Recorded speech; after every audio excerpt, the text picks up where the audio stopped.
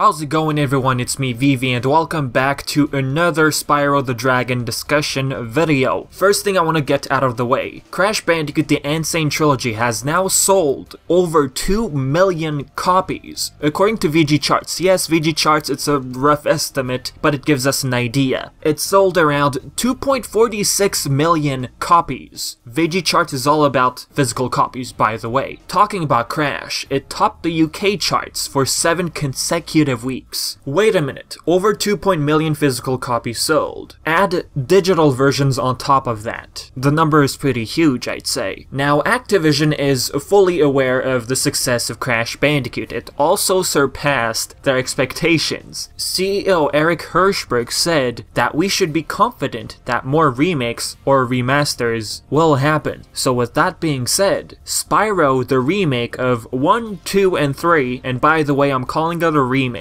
It's not a remaster. Looking at this technically, alright, let's not talk about that, but anyways, knowing Activision, when something sells, they'll jump into it. They'll stick to it. Now, who is going to make this Spyro remake? To keep it short, Vicarious Visions. Simple. They made the Sane Trilogy, it looks fantastic, it sold, people are loving it overall, so I think Vicarious Visions is pretty much the team working on it now. What about Insomniac Games, the original creators? On Twitter, they kept saying, well, it's owned by Activision, it's up to them. Now, what Sony event is approaching? PlayStation Experience 2017, which will take place between December 8th and 10th. Now, on December 8th, 8 PM PT, Friday, aka 11 PM EST, there will be some sort of presentation. Here's the explanation. In this opening presentation, PlayStation Worldwide Studios Chairman Sean Layden will provide an update to attendees. We'll meet some special guests along with few surprises and game updates. Should be fun. Another thing I'd like to point out, according to PlayStation social media director Sid Schumann, PlayStation Experience will not be as huge as Paris Games Week, seeing as how they're like weeks apart. Sony feels like they've showed quite a bunch of things. On Friday night, we'll have a special presentation with opening remarks, special guests, and game updates to talk about. We're not calling it a showcase given that we're coming a few weeks off, but we'll have some cool content to share. So, do we have a conference? I wouldn't use the word conference or showcase like Schumann explained, but there will be some onstage presence. There will be some sort of presentation. Now, the name Sean Layden, does it sound familiar to you? It should, because he's the one who revealed Crash Bandicoot the N Sane Trilogy at E3 2016. He walked up on stage, music started playing in the background, and people freaked out. And before that, he wore a Crash shirt at PlayStation Experience 2016, and that's pretty much how rumors began and started to pile up.